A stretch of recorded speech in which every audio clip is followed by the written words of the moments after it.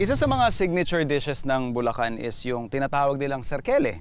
Tinuguan ito, pero yung version nila originally is gumagamit sila ng karne ng baka. So yun lang yun yung dish na tatry nating i-replicate. And one of the things na I think kailangan gamitin when you're doing a dish dito mismo sa paumbong, kailangan gumamit ka ng paumbong na suka.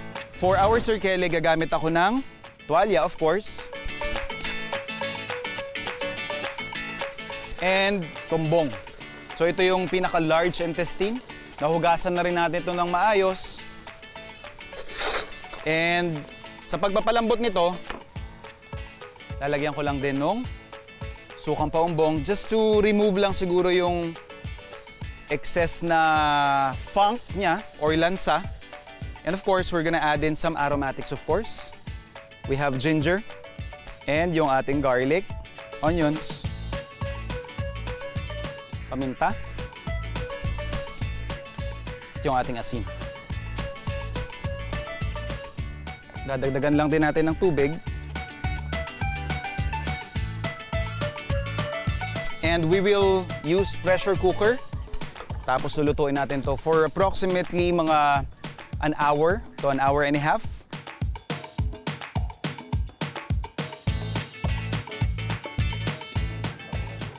So na-pressure cook na natin ito for more than 1.5 hours. Kita natin yung texture niyan. Ayan o. Pork tender na. Yung ating tumbong naman or yung ating large intestine. Malambot na rin. So we have there our pan. Bigyan na natin ng oil yan.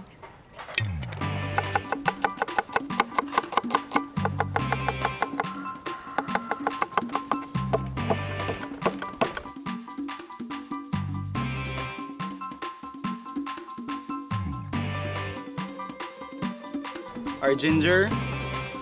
Let's add in our onions. Garlic.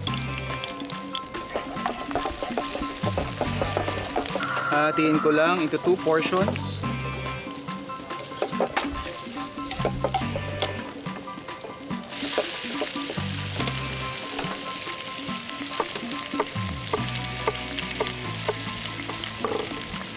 Lagyan na rin natin yung ating sili.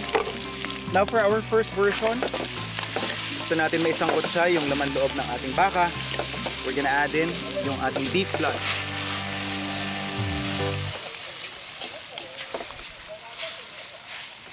Para lang din pang tanggal doon sa funk or lansa na meron yung dugo, maglalagay pa tayo ng mas marami pang sukang paumbong.